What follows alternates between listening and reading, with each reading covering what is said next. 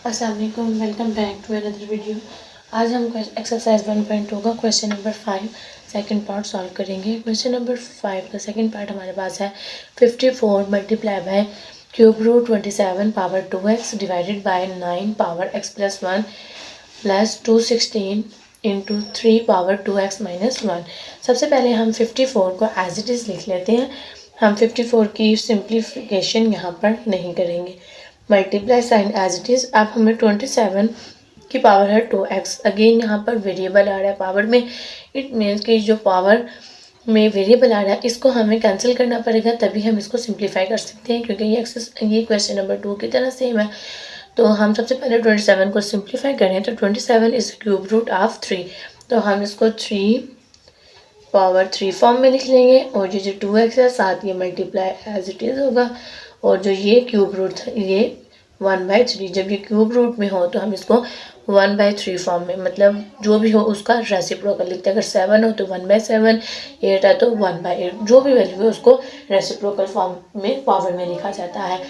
ये आगे हमारा न्यूमिनेटर। अब डिनोमिनेटर में हमारे पास है 9x प्लस 1। अब यहाँ पर पावर्स ऐड हो रही हैं। हम ये चीज़ शुरू से डिस्कस करते आ रहे हैं कि जब हमारे पास पावर ऐड या सब्ट्रैक्ट हो रही हैं तो इट मीन्स उनकी बेसिस सेम है। मतलब अगर हमारी पावर x है या 1 है तो इन दोनों का बेस 9 है, इसलिए हम इसको सेपरेट करके लिख लेते हैं 9x मल्टीप्लाई 9 1 जो है पावर, उसको हम ना भी मेंशन करें तो हमें पता है कि पावर 1 है, प्लस 216 हमारा अगेन एज इट इज़ आ जाएगा। अभी हम इसके साथ कोई भी चेंजिंग, इसको सिंप्लीफाई नहीं करेंगे, ना इसमें कोई चेंजिंग करेंगे। और यहाँ पर ये जो 3 पावर 2x है इसको भी हमने सिंपल सेपरेट करके लिख लिया। ठीक है, पावर्स को हमने क्या कर लिया, ब्रेक डाउन कर लिया। अब ये 54 हमारा क्या है, एज इट इज़ रहेगा। यहाँ पर ये जो 3 था ये इस 3 के साथ क्या हो गया, पावर के साथ कैंसिल, तो हमारे पास आ जाएगा 3 पावर 2x जस्ट। और यहाँ पर ये जो 9 है, we know that the 9 is the square of 3, तो हम इसको स्क्वायर फॉर्म में लिख लेंगे तो ये 2 आ जाएगा और साथ ये x मल्टीप्लाई हो गया। यहाँ पर 9 को एज इट इज़ रहने देते हैं क्योंकि हमें इसकी कोई चेंजिंग नहीं करनी। 216 भी हमारा एज इट इज़ रहेगा।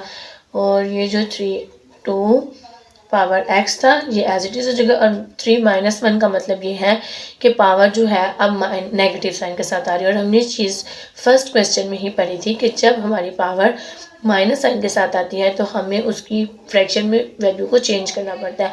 यहाँ पर 3 जो है वो फ्रैक्शन में नहीं है। अगर 3 फ्रैक्शन में रहेंगे तो इसका मतलब यह है कि इसका डिनोमिनेटर 1 है।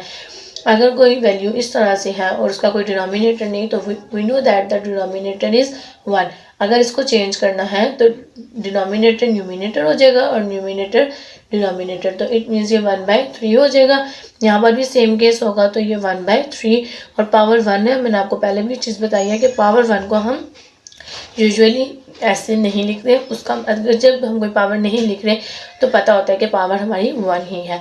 अब यहाँ पर क्या है कि हम 32x को क्या कर लेते हैं, सॉरी 32x को रहने एज इट इज़, जो हमारा स्टेप है उसको हम यहाँ पर लिख लेंगे और यहाँ पर हम 32x जो है ना इसको कॉमन लेंगे। अब ये 32x जो हो गया हमारा जब कॉमन आ जाएगा तो यहाँ इस वैल्यू में हमारे पास बाकी क्या बच गया, 9, वो लिख लिया। और यहाँ पर हमारे पास बाकी बच गया 216 इंटू 1/3। ये जो 1/3 था ये कॉमन 2x हमारे पास आ गया।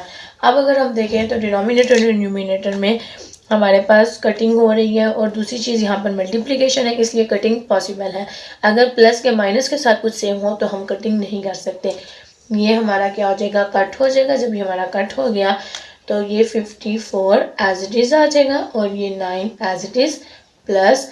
अब यहाँ पर हम कटिंग कर लेते हैं, 3 1 ज़ा 3, 3 7 ज़ा 21 एंड 3 2 ज़ा 6, तो 9 प्लस 72, 9 प्लस 72 है तो हम इसको लिख लेंगे 54 ओवर 72 इज़ 81।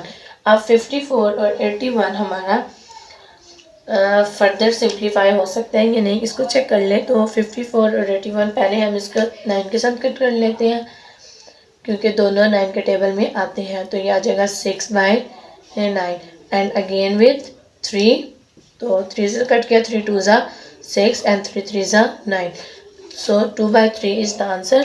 अगर आपको इस क्वेश्चन में कोई भी कन्फ्यूजन है तो आप कमेंट्स में मुझसे पूछ सकते हैं। Thank you for watching.